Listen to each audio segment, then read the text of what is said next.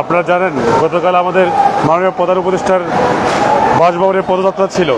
পদযাত্রায় জাতীয় press club অভিমুখে police আমাদের আটকে দেয় এবং আমাদের সাথে আমাদের যারা শিক্ষক ভাইরা আছে তাদের ভেদরক পিটায়, জলকামান উত্তপ্ত পানি ছিটায়।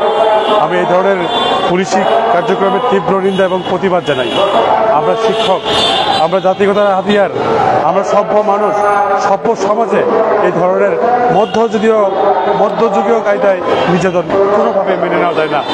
আমরা বাংলাদেশ প্রতিবন্ধী বিদ্যালয় সমন্বয় পরিষদের পক্ষ থেকে এই ধরনের কর্মকাণ্ডের তীব্র নিন্দা এবং প্রতিবাদ জানাই। আজকে আমরা আমাদের অবস্থান কর্মসূচির 19তম দিন পালন করছি। আমরা চাই অবিলম্বে আমাদের অটিস্টিক ও প্রতিবন্ধী বিদ্যালয়গুলো স্বীকৃতি এবং এমপি আওতায় আসুক। সম্মানিত সুধীবৃন্দ, আপনারা দেখেন মন্ত্রণালয় এখনও তাদের ঘুম ভাঙেনি, এখনও তারা ঘুমাচ্ছে, এখনও তারা আরাম আয়েসে আছে।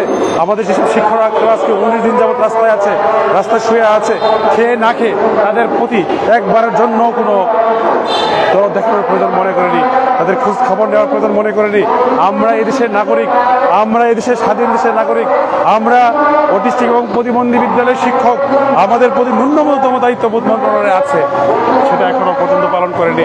সমাজ কল্যাণ মন্ত্রণালয় এই ধরনের কর্মকাণ্ডের আমরা তীব্র নিন্দা জানাচ্ছি এবং অবিলম্বে আমাদের দাবি মেনে নেওয়ার আহ্বান জানাচ্ছি। অন্যথায় আমরা আরো বৃহৎ কর্মসূচি যাব। আমরা সমাজ কল্যাণ মন্ত্রণালয়ের কাছ থেকে আমাদের অধিকার আমরা ছিনিয়ে আনবো। আমরা আমাদের বিদ্যালয়গুলোর স্বীকৃতি এমপিও সুনিশ্চিত সিদ্ধান্ত ছাড়া আমরা মাঠ ছাড়ছি না। এটাই আমাদের শেষ কথা। ধন্যবাদ, ভালো থাকবেন।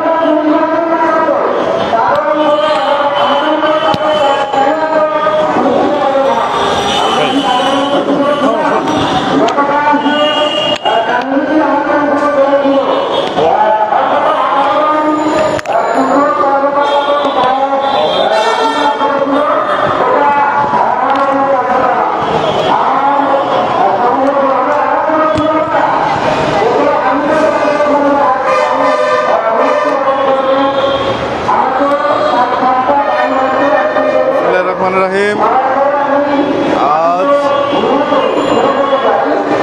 প্রতিবন্ধী বিদ্যালয় সমন্বয় পরিষদের স্বীকৃতি ও এমপিও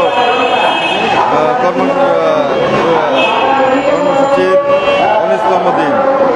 গতকাল 18তম দিনে আমাদের কর্মসূচি ছিল প্রধান উপদেষ্টার বাসভবন অভিমুখে পদযাত্রা। এই শান্তিপূর্ণ পদযাত্রা কর্মসূচিতে পুলিশ বিনা উস্কানিতে অনেক শিক্ষক কর্মচারীকে লাঠিচার্জ ও জলকামান নিক্ষেপ করে আহত করে। ইতিমধ্যেই অনেক শিক্ষক কর্মচারী ঢাকা মেডিকেলে ভর্তিরত রয়েছে। আমরা এই পুলিশের নির্মম নির্যাতনের তীব্র নিন্দা ও প্রতিবাদ জানাই। আমরা মাননীয় প্রধান উপদেষ্টার দৃষ্টি আকর্ষণ করছি, এই প্রতিবন্ধী বিদ্যালয়ের শিক্ষক কর্মচারীগণ দীর্ঘ 19 দিন যাবৎ মানবতার এই প্রেস ক্লাবের সামনে মানবতার দিন যাপন করছে। তাই আপনি এই বিষয়টা বিবেচনা নিয়ে আপনি এই শিক্ষকরা যাতে এই যৌক্তিক দাবি আপনি মেনে নিয়ে তাদেরকে ঘরে ফেরার সুব্যবস্থা নিশ্চিত করুন। আমি বলতে চাই, আপনি অত্যন্ত একজন মানবিক মানুষ। আপনার সারা বিশ্বে সুনাম রয়েছে। তাই আমি বলতে চাই, আপনার এই সুনামকে যাতে কেউ বিনষ্ট না করতে পারে। তাই আমি আশা করি আপনি এই বিষয়টা অতি দ্রুত সমাধান করবেন।